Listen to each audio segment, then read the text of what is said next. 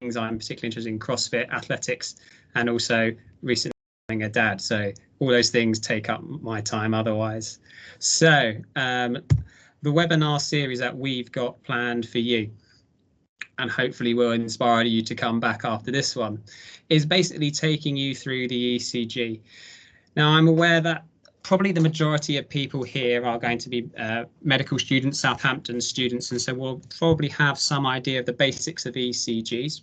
But I know this was also advertised out to every other health professionals as well, who may not have as much background or knowledge about the ECG, or who are interested in learning about it. So we're really going to cover the real basics today, as give us a foundation for building on more pathological things as we go through the next few weeks. So this is going to occur fortnightly until the 15th of December. Always will be at 4 o'clock. So today, just the basics, then we'll move on to ACS, and then we'll talk about when things go fast, and then we'll talk about when things go slow. Now, ECG language can be highly technical.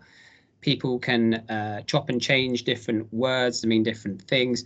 What I'm going to do is try to keep this as basic and as simple as possible, and try to always bring it back to kind of the core physiological principles, i.e. you're going to learn from first principles from me. You won't be learning by rote, because learning the ECG by rote, although can be done, is nowhere near as effective as learning the physiological or pathophysiological basis for seeing what you are seeing. So hopefully by the end of this 6 weeks or so, you will be turning in from one of these guys into this guy, becoming ECG wizards all the same. And so we begin with ECG basics. Okay.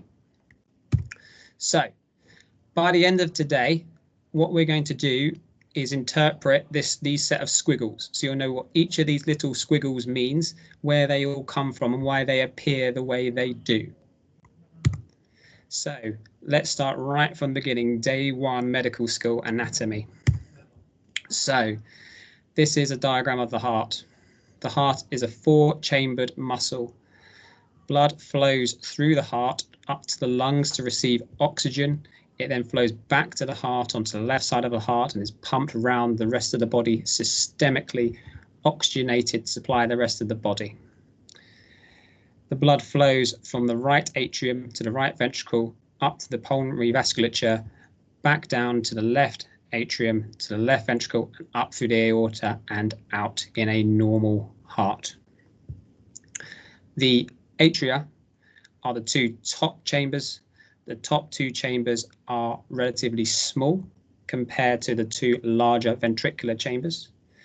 The cardiac muscle of the atria is thin. The ventricular muscle is much thicker, particularly the left compared to the right. And that reflects the function of the different sides of the heart, and it reflects the function of the atria as more gathering chambers or collecting chambers, and the ventricles as more pumping chambers. Of course, the right's only supplying to the lungs, so it's thinner. The left ventricle is supplying to the entirety of the body. It has to go all the way down to your little toe and all the way back around, so it tends to be much thicker. Now, the heart is a muscle. The muscle requires an electrical supply to continue pumping. The heart has its own intrinsic electrical supply, which functions seamlessly. The key areas to know about are the sinoatrial node. This is where the electricity from the heart starts. It is automatic. It will fire at a regular basis. So it will fire, electricity will then flow across the atria and also to the AV node, the atrioventricular node, situated just here. I'm not sure if you can see my mouse, but you can see it right there, right in the middle of the diagram. The AV node is a gatekeeper. It gets a holding position as soon as it is depolarized and waits, and it excuse me, and and then electricity will flow down the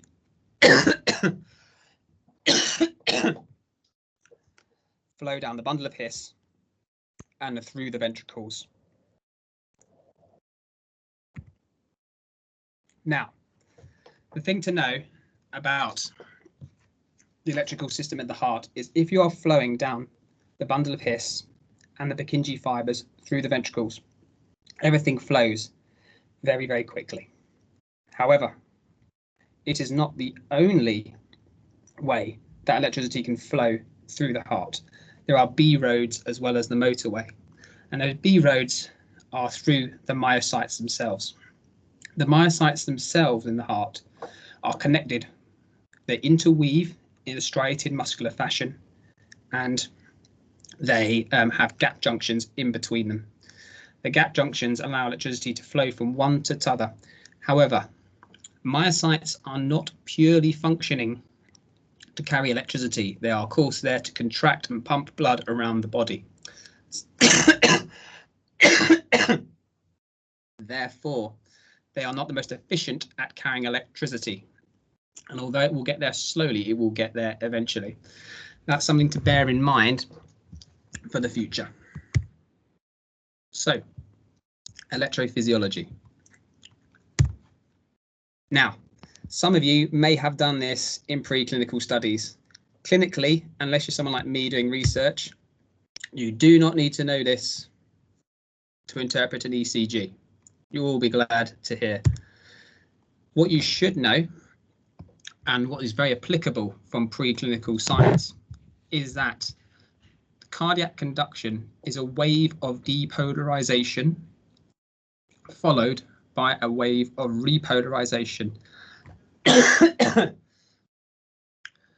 And that's relevant because the depolarization and repolarization we can visualize on an ECG. Now, this is also important. Depolarization and repolarization occur in both atria and ventricles, and we can see both on an ECG, and we can see the connections between the two. And in fact, thinking about the ECG as trying to show atrial signals and trying to look at the ECG to see ventricular signals, and looking at the combination and the connection between the two helps us diagnose things physiologically and pathophysiologically. Now, cardiac conduction is undoubtedly very, very complex. The heart is a significant 3D complex structure. However, simplifying it into 5 main electrical vectors will help you interpret the ECG, and then everything else from it you can derive from it. So physiologically, please. Atrial depolarization, the movement of electricity from the sinoatrial node to the AV node and around the atria. Septal depolarization, electricity flowing from the AV node down the bundle of His and depolarizing the septum, which occurs from the left-hand side of the septum to the right-hand side. Ventricular depolarization, depolarizing the main bulk of the ventricles, which is mainly on the left because there's more muscle on the left than the right. Basal right ventricular depolarization. So what I mean by that is basal, I mean right at the tops of the ventricle rather than the apex, because that is the furthest place away from the His Purkinje system. And then overall, as it all resets, ventricular repolarization. And when I say main vectors, as electricity travels through a large structure, it flows very, very nicely, but each area is depolarizing at its own speed. So for example, if we take this, and if you take the top left to be endocardium, and you take the outside on the right hand side to be epicardium, depolarization occurs in this direction from the endocardium towards the epicardium. But there's lots of little vectors, and if we think of all these little tiny vectors and lots of depolarization occurring in lots of places, it's not going to make much sense. So what we try to do is simplify all of these vectors, and if you add them all together, they have one resultant large vector, which will generally go in that direction if you combine all of these small ones. So, putting it all together. Atrial depolarization, traveling from the SA node to the AV node and around the atria. Septal depolarization from left to right.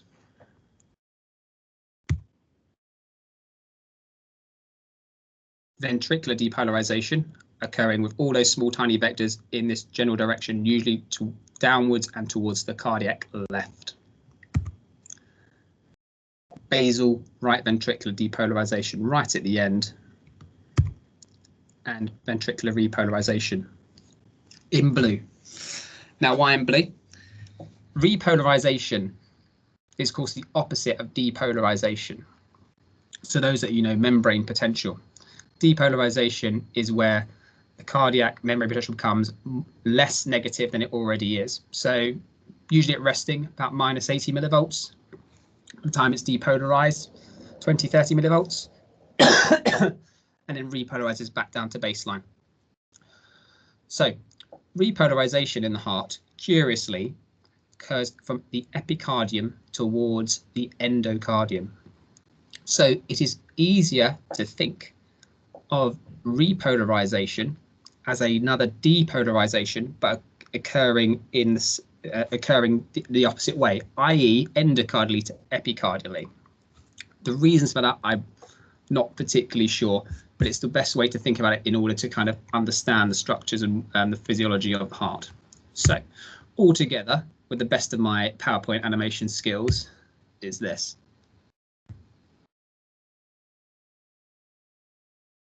Okay. So, are there any questions to start off with? I do apologise for my coughing. My son had a cold the other day, so I think I'm getting that. I do not have COVID, I promise.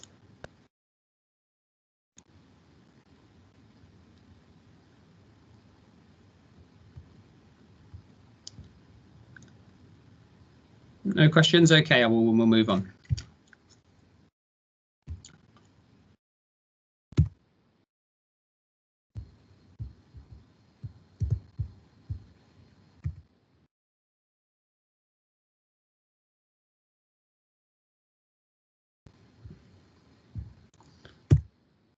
ECG leads. So we've talked about the basic anatomy and the physiology, but how do we physically take the ECG? And what does it look like when we put it on a piece of paper? So first off, chest leads. You may be familiar with these. This is V1 through to V6. These are the stickers you put on the chest. Starting from the right fourth intercostal space from V1, left fourth intercostal space for V2. V4 is at the apex of the heart, and V6 is right round laterally in the mid-axillary line. V3 and V5 are in between. These are unipolar leads. What do I mean by unipolar? What I mean is that they will take a look at the heart electricity from their standpoint. They are not a combination of any other leads. They are looking purely at the site they are at. So V1 is going to look at the right-hand side, because of course it's on the right here. V6 is going to be looking from a lateral point underneath the armpit, and everything else in between. And this is probably a more important diagram to kind of give you a concept really of where each of these electrodes are situated relative to where the heart is. And let's start with the two extremes. So look at V1. V1 on the left-hand side here, you can see it's really it's really sat right by the right atrium, almost outside the right atrium. But when you look on the right as well, compared to this area called WCT, which I won't elaborate on, but that's where it's aiming at. It's going to be aiming across the right atrium and probably the left atrium until it hits that.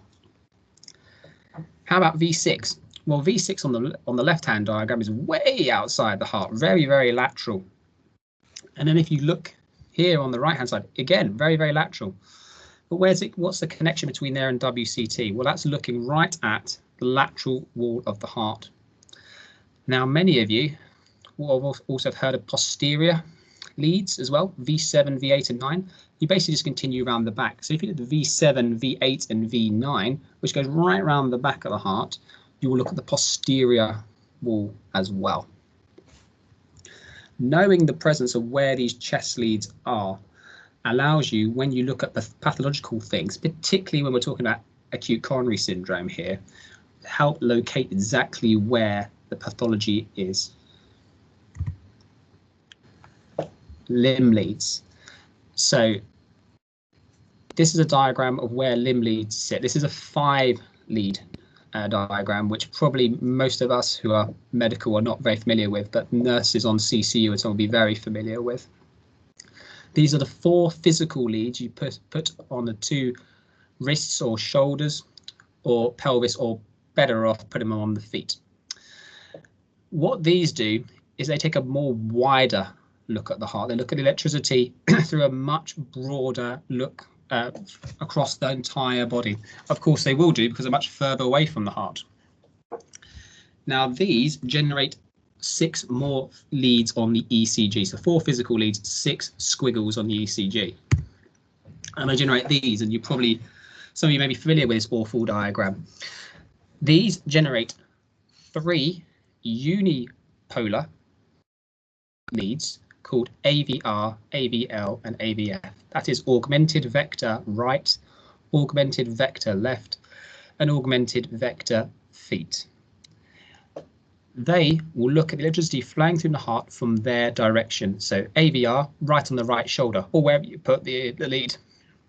AVL, left shoulder. AVF, feet.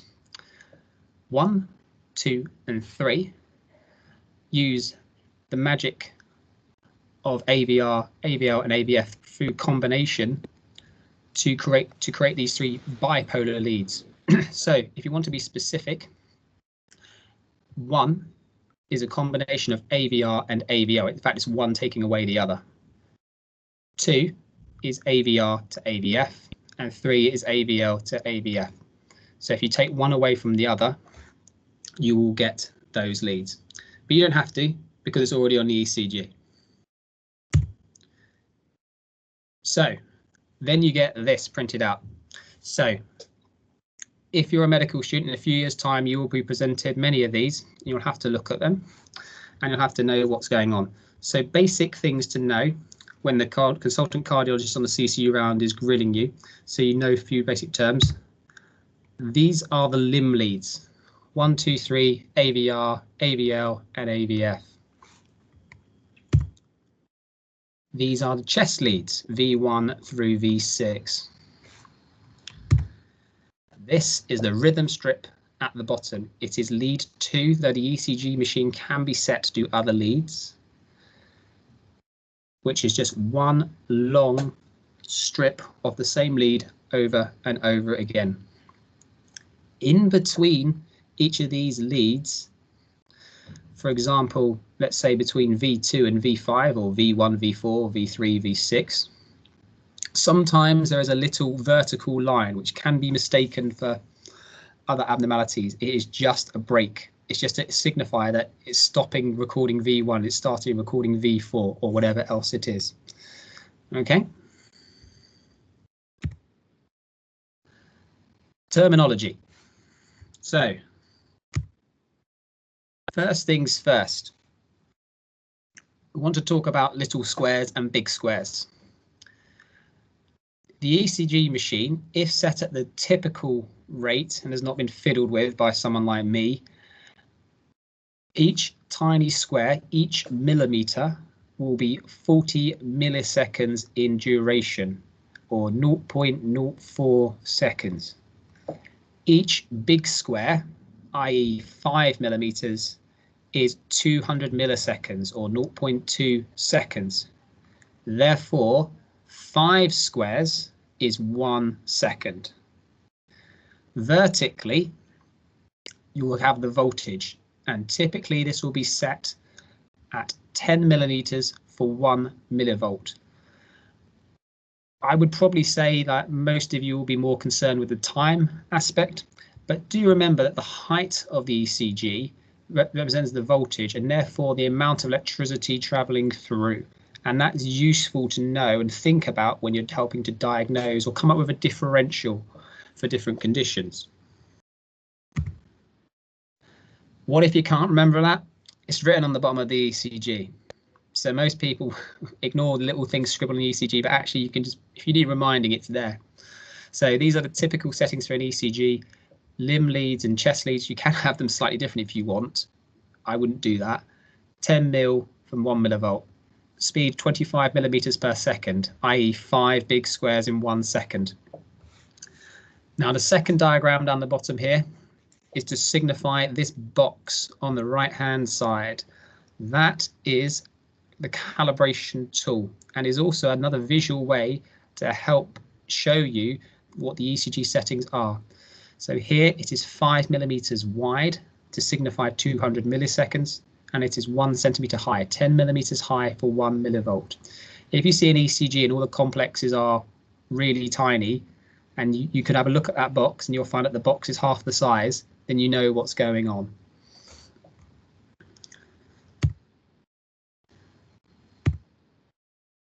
So what are the squiggles? So first things first, if the line is flat, we call this an isoelectric line.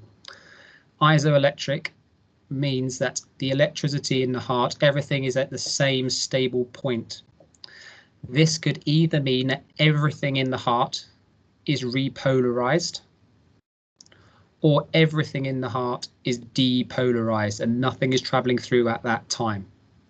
So either all completely at rest, depolarized or repolarized. And when I say that, I mean we're talking mainly ventricle here, really.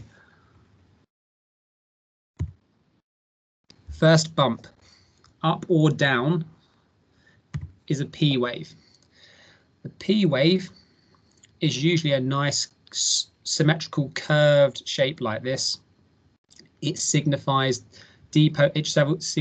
conduction of electricity through the atria. If it is nice and smooth like that, clearly the conduction must be nice and smooth. If the P wave doesn't look like that and it looks tall or very long, then something pathological may well be going on in the atria. And it won't tell you what, but it can help come up with differentials when you come to it. If the first deflection is down, it is called a Q wave.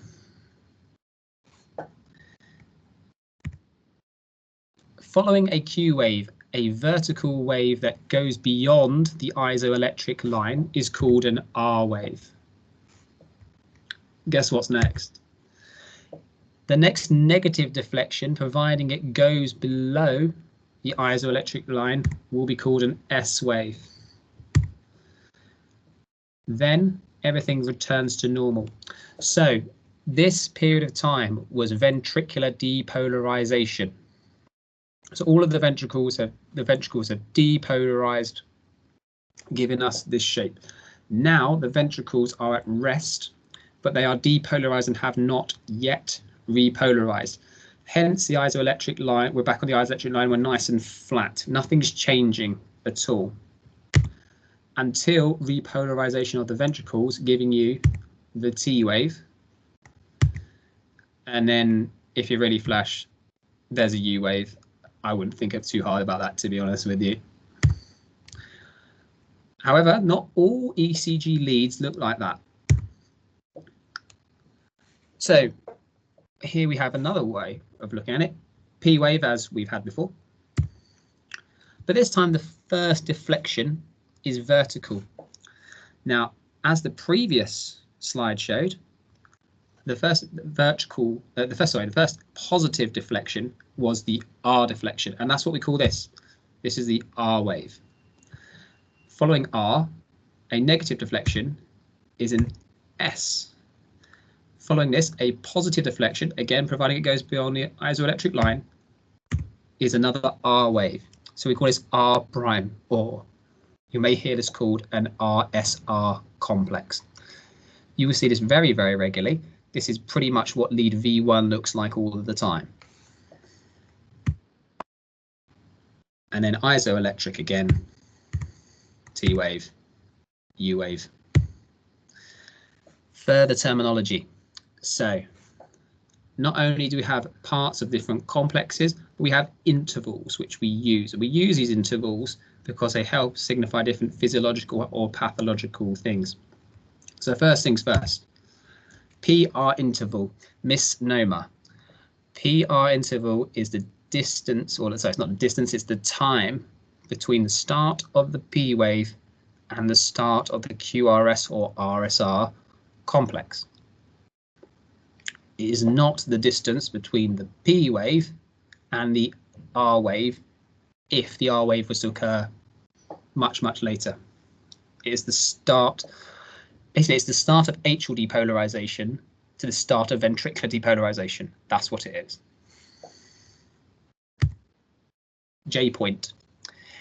You will hear this banded about J point elevation and all different, and J point syndromes. Yeah. This is quite niche. I wouldn't worry about it too much, but it is that point there where the isoelectric line of repolarization joins the QRS complex.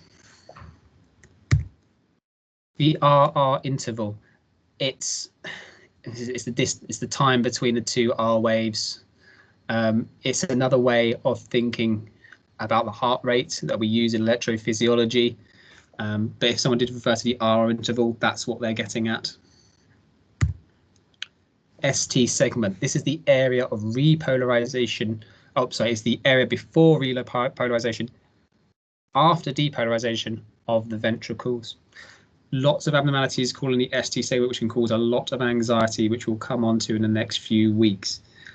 But this is the ST segment. It can go, in short, it can go up and it can go down, both of which are generally bad. This is the QT interval. It is the time between the Q wave, or the start of the R wave, to the end of the T wave. However, the QT interval is often changed with heart rate, so a more useful thing to be aware of is what is called the QTC. This is the corrected QT interval. You will find this written on the top of the ECG if the ECG is of good quality, and that is much more useful to use. If the QTC is at the top of the ECG, looks really abnormal, then you're going to have to look at doing it manually using a formula. There are various formulas around which I won't bother you with. Normal ranges. I'm afraid, guys, you're going to have to learn these normal ranges. Okay. Most important, I would probably say PR interval and QRS. And everyone, if you don't know your normal heart rate, then I don't know what to say. But PR interval and QRS. So PR interval, 3 to 5 little squares. If it is shorter than that, that is abnormal. If it is longer than that, it is abnormal. QRS, less than 120 milliseconds. If it is longer than that, that is abnormal and clearly suggests it's taking more time for electricity to flow through the heart, for which there can be various pathological reasons, which we can come on to in the next few weeks. QTC, as documented, it is different between men and ladies. Heart rate 60 to 100. RR interval is the maths of that, 600 to 1,000 milliseconds. And so this is our ECG. So this is what, applying all of those factors, you should now be able to name every single part of every complex on this ECG. So having taken through that and having been cough-free for a little bit, which is marvellous, does anyone have any questions or anything written in the chat room that I can't see?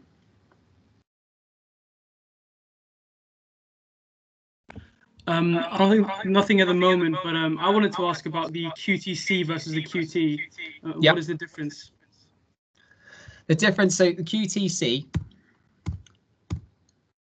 is, so the QT interval is purely the amount of time between the start of ventricular depolarization and the end of ventricular repolarization. That's what it is in time. However, if your heart rate is, say, 50 beats per minute, the heart, due to various neurohormonal factors, is aware that it's in a state of relaxation. and therefore it takes more time. It takes its time in repolarizing because it knows it doesn't have to. It's not stimulated by adrenaline or anything like that to repolarize quickly. So it takes its time to repolarize. So if you measured that, you might find your QT interval is much longer than would be expected for normal. So it might be even up like 500 milliseconds. But that's normal because your heart rate's slow. It's not abnormal. If you're at 100 beats per minute or 120 or even higher, your heart's stimulated by adrenaline. It knows it needs to repolarize quicker because it's going to start another beat very, very soon. So it repolarizes much quicker. So the QT interval is much, much shorter, even to a level where you might say, hey, that's really short, that's pathological. So you need to correct your QT interval for the time for your heart rate. And so to do that, there are various formulae which you can have a look at online, but involve basically dividing the QT interval by some other number. So usually it's something like, I think it's QT interval divided by the square root of the RR interval is one formula, for example. Okay. And clinically, you would use the QTC, not the QT, right? Use the QTC. Use the Okay. QTC. Yes, unless so the QT interval and the QTC will be the same at 60 beats per minute, but we use QTC. Mm-hmm. And is that normally provided on the ECG, or do you have to work that out QTC yourself? and QTC will be provided on the ECG. Okay, cool. Yeah, it'll be at the top of the ECG, providing it's a good quality trace that the machine is happy with. Great, thanks. Very good. So let's move on. Okay, so now we need to put it all together. So we know what the squiggles are named, and we know the physiology of the heart. So how does the physiology of the heart get onto the actual physical paper? Excuse me. So the best way to think about this is using the two most extreme chest leads. So V1 and V6. So we're going to start with V1. So V1 is situated about there. Any vector in the heart, any area of depolarization or repolarization that is traveling away from that area will give you a negative deflection on the ECG. It is moving away from that area. Anything that is moving towards that area will give you a positive deflection. The larger, or the big amount of muscle that is depolarized or repolarized in that area relative to where that is, will give you a bigger deflection. The more direct either to or from that area, the larger the deflection will also be. So if we start with V1, let's start with number 1. First off, the P wave, atrial depolarization, number 1. Number 1 is moving away from V1. Consequently, it is negative. So the P wave is inverted. That's perfectly normal for V1. Move on to number 2. So we're here in the septum. We're moving from the left side of the heart to the right-hand side of the heart. And we're going towards V1, I would say, just about. But it's not a large amount of muscle, and it's not really going directly towards V1. We're certainly going towards V1 more than we're going away. So it's going towards it, so it's going to be positive, but probably not going to be positive by very much. So that gives us an R wave. 3, well, that's much bigger. That's really, really big. It's the bulk of the left ventricle, and it's moving pretty directly away from V1. So it's going to be quite a large negative deflection because it's a big amount of muscle and it's going away. So that gives us a large downward deflection, S wave. Number 4, right in this basal right ventricular area, it's small again, but again, it is kind of going towards V1. It's a bit similar to 2, so that's going to be positive as well. So we're going to have to shoot all the way up and give us a second R wave. So we've now got an RSR. Now we've got this repolarization, which I mentioned. That is, again, pretty much like 3. So that is going away from V1, and that's fairly large. And so that is going to give us a negative T wave like this. Okay. Now, you may ask, why doesn't the negative deflection of the T wave, why is it not just as large as this RSR pattern? Why is it just not the same thing? Repolarizing just takes more time. So it's much slower, and because it's slower and it's moving across the entire ventricle in a more methodical fashion, it just takes more time. So therefore that kind of spike is just spread over a larger area, and therefore it just squashes the height of it. V6. So let's take the opposite. Atrial depolarization, number 1. That's going directly towards V6. So I'd say there'd probably be a positive P wave. How about lead 2? So how about number 2, septal depolarization? That's definitely going away from V6, but it's not large, so it's probably going to give us a Q wave. So here's our Q. 3, big, bulky, left ventricle, depolarization going right towards it. It's going to be a large positive wave. Straight up, R. 4, once again, similar to 2, it's going to be negative, going to be small, S wave. And how about 5? Again, very similar towards 3, so that's going to be positive, positive T wave. Giving you that. Consequently giving you V1 and V6. So that is how you get the ECG on paper using the physiology. And using this, you'll be able to think about pathophysiology, because knowing that, for example, if the QRS complex is widened, it must be taking more time. Why is depolarization taking more time in the ventricle to get through? Well, could that be because the Purkinje system, the his Purkinje system carrying the nerve, is not functioning well? Maybe it's broken, maybe it's fibrosed, and therefore it's having to travel muscularly. So it's taking more time, so therefore it's widened. Is it because the heart is larger because they've got a dilated cardiomyopathy? Is it because they've got a dodgy valve like an aortic stenosis, a calcified valve, so the heart's had to become bigger and bigger and more bulky and larger and hypertrophied? So it's going to take more time because it's physically more heart to move through. So these are the things that you can start to link in from the physiology to the ECG back to the pathology. V2 through V5 is going to be everything in between. Okay. In this example, you can see V6 is actually fairly small. So thinking more of a, you have to start thinking now that the heart is more of a 3D structure. So maybe V6 in this patient was much more further round, and actually the vector wasn't going towards it as directly as it clearly is in V4. The other thing to note, perhaps on terminology, is sometimes you'll hear this phrase called transition zone. If people say transition zone, what they mean is from when the deflection of the ECG in the chest leads is going from mainly negative to mainly positive. So here, clearly the transition zone will be between V2 and V3. Limb leads. The same principles apply to the limb leads as the chest leads, but of course they are taking a much more stronger look. So for example, here, if you take something like lead 2, which is invariably positive, things that are traveling in the direction of lead 2 will be positive, and things that are traveling away from lead 2 will be negative.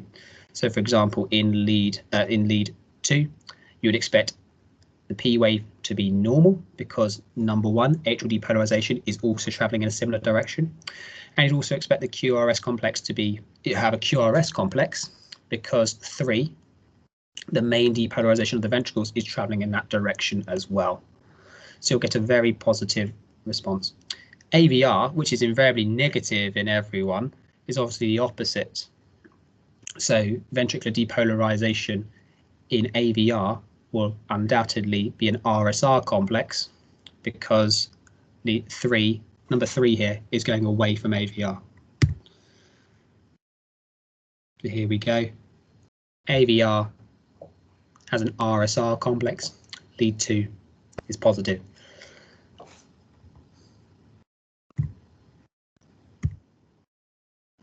Okay, so we have managed to link anatomy, electrophysiology, and we've managed to look at the terminology of the ECG, and we managed to put all of that together into what gives you the ECG on the paper.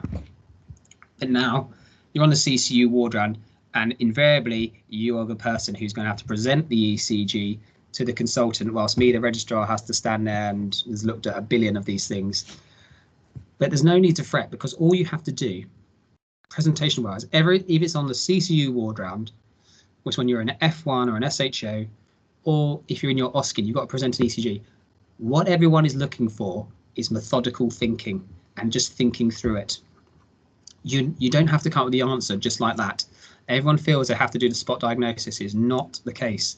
You just need to work through it methodically. And if you just display that, your methodical thinking as you go through it, there's a lot more kudos for that than anything else. And if people interrupt you, then just ignore that. You just have to get into your system.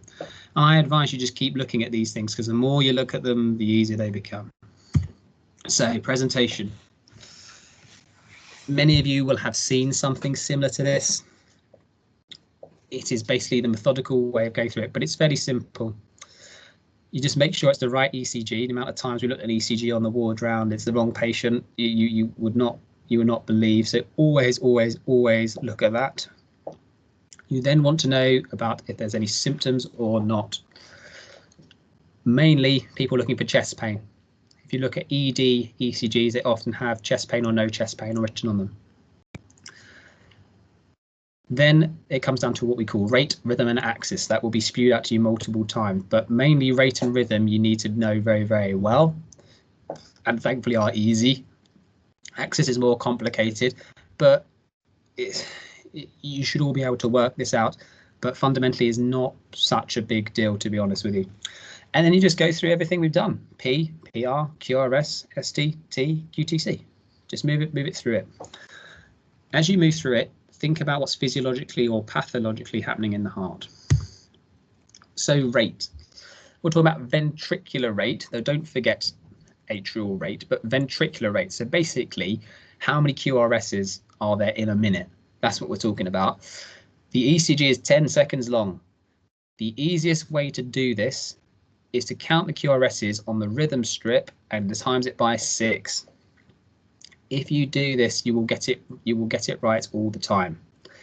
Because if you do the other method, number 2, which is to count the number of big squares between R wave and R wave, first off, the first thing that will occur is that you won't get a round number. You'll get something like 4.5 or 4.25. And then the second thing is you'll get someone who does not have a regular rhythm, and therefore the RR interval varies. So I would advise you all just count the QRSs and times it by 6. This does mean you will have to learn your 6 times table between about 10 and 20. So when someone says 17 times 6 and it's kind of going through your mind, you're going to need to know that's 102.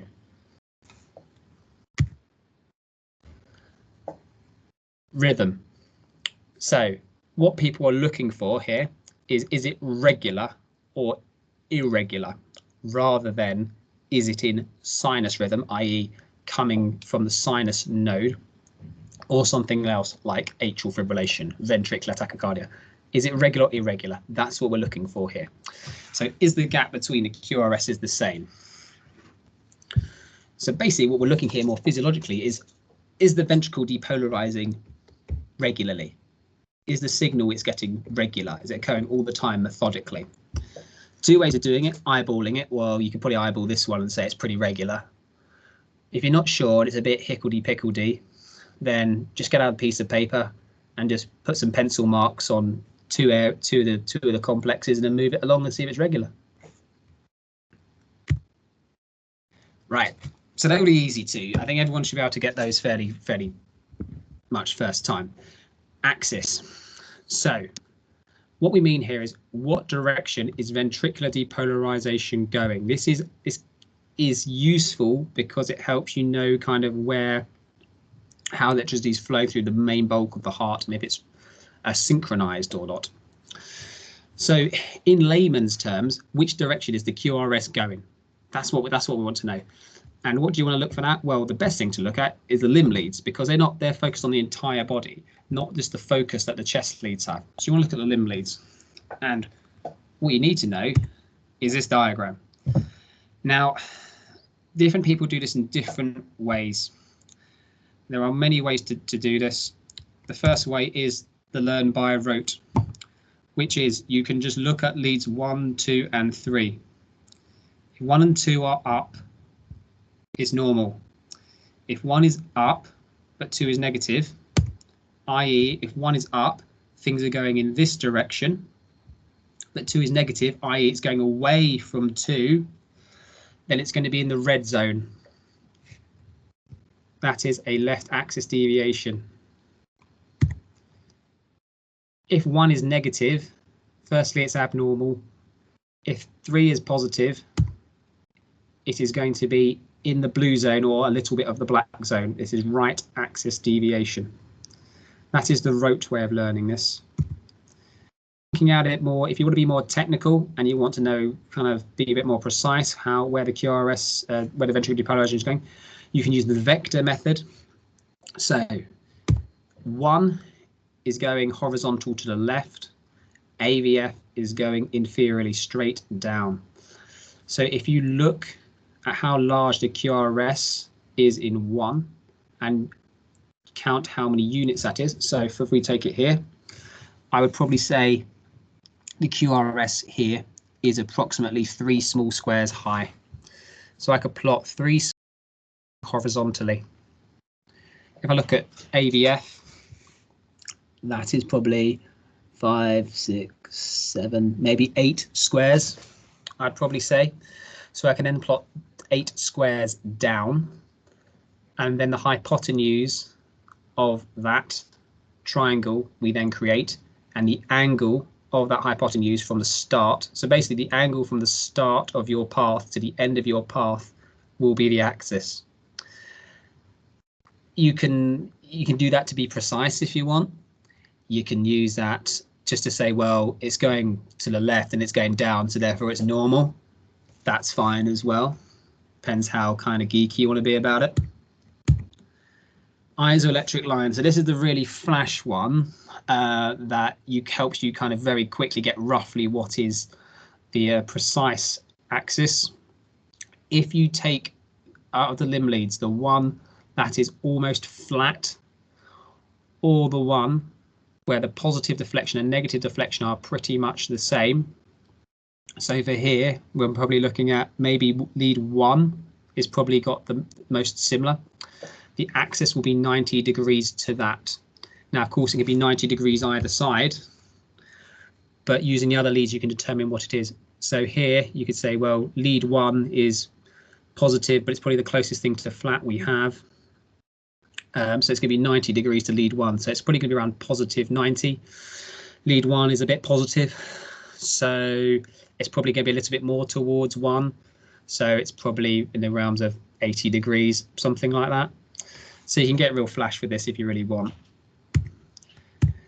Or my personal favorite, you can just look at the ECG printout and it'll give you a number. So now most people do not know this, but ECGs will give you this right there. So it'll give you the axis for the P wave if you're really going some like me. T wave, I never use that, or the QRS. So for this ECG, which is of course a different ECG, the QRS is 30 degrees, which is normal. 30 degrees being somewhere in this left lower quadrant.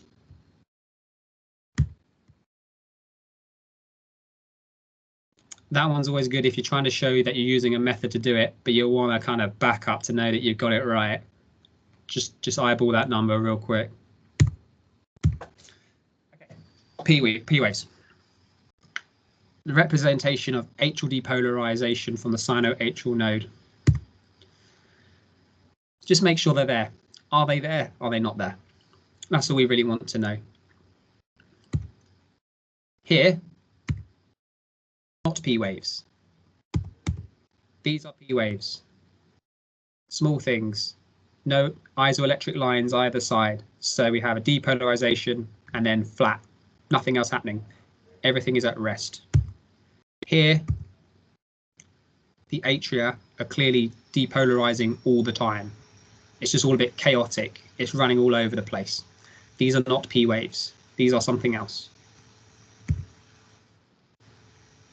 PR interval. Basically, you can count the squares, or you can just look at the top, and you need to know what normal is. 120 to 200 milliseconds. 3 little squares to 5 little squares. And here, what are we at? 3 and a bit.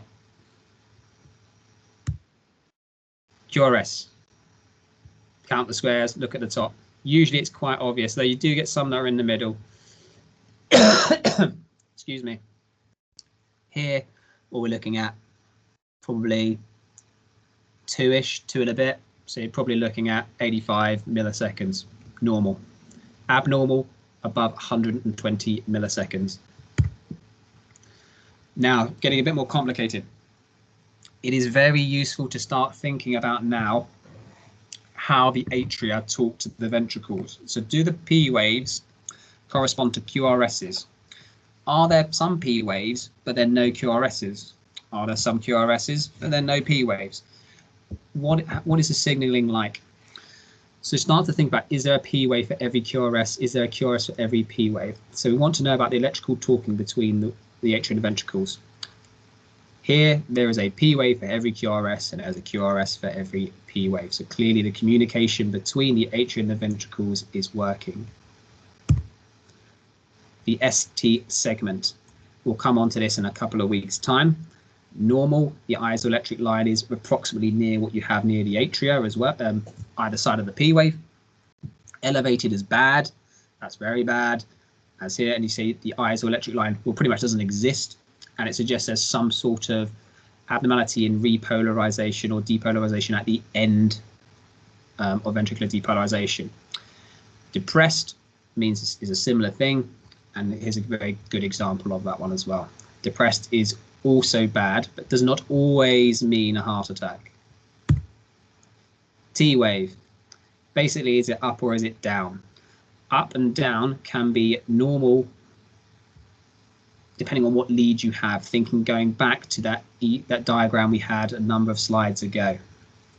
Here is a normal T wave on the left-hand side. On the right-hand side, my slightly blurry ECG, that is an inverted T wave, and this one particularly is pathological. The QTC interval, like, we just end up looking it up. It's so rare that we end up kind of doing a manual version. If we're doing a manual version, it's for a specific reason that we're very, very concerned about it. And then you conclude by looking at the ECG. So then you come, now you've presented it all, and then you need to come up with a conclusion and offer yourself a diagnosis or a differential, and just go for it. Just name something, or talk through what you think's going on, and you will come to the conclusions of what you think's going on pathologically in the heart. Okay. So if you're going to present this ECG in an OSCE, then I would do something like this. So this is an ECG of this patient taken at this time and at this date. There are, the rate is 1, 2, 3, 4, 5, 6, 7, is, so we're probably talking at about 80 beats per minute. The rhythm is regular. The axis is normal. P waves are present throughout the ECG, and they relate to a QRS complex. There's a QRS complex for every P wave, and there's a P wave for every QRS complex. PR interval is normal at approximately 120 milliseconds. The QRS is narrow and corresponds to every P wave. And there is a normal transition point throughout the chest leads. The ST segment is normal throughout the ECG. The T waves are normal throughout the ECG and inverted in AVR, which is normal. There are no U waves present. This is consistent with ECG showing sinus rhythm with no abnormalities. Something like that. That'd be the long-winded way of doing it.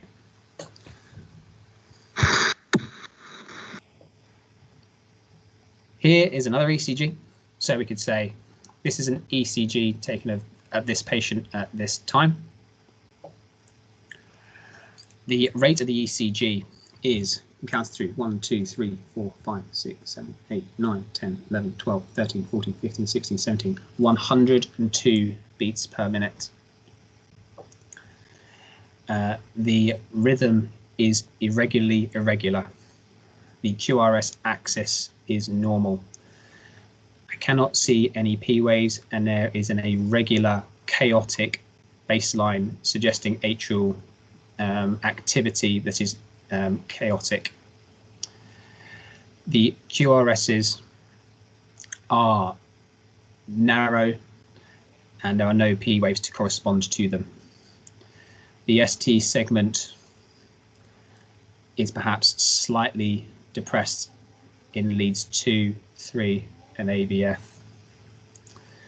The T wave is also inverted in 2, 3, and AVF, and flattened in V6. This would be consistent with a diagnosis of atrial fibrillation with some repolarization abnormality in leads 2, 3, and AVF. Something like that. So that's how to present them. It's a very long-winded way. What it does, though, is that it shows you methodically going through the ECG. Now, I'm not sure really how OSCEs happen in Southampton if you have to look at ECG and what the points are on the system. But if you were to go through it step by step by step by step, you're ticking off boxes. If you're ticking off boxes, tick, tick, tick, tick, tick, you're scoring points on that score sheet. That's the way to do it. Go through it methodically. Even if you look at it and you say, this is AF, you don't want to just blurt out, it's AF. If you blurt out all of that spiel about how you've come to the conclusion it is AF, that's where the marks are. Although it's reassuring to feel like you've got the diagnosis, actually the points is not in the diagnosis. The points are all in everything towards the end. When you become a medical registrar and you just want to eyeball it and say that's AF, yeah, that's different, but that's in a few years' time. So concluding our talk today, we've talked through anatomy, electrophysiology, terminology, how you get the ECG on the paper, the leads, how to present ECG.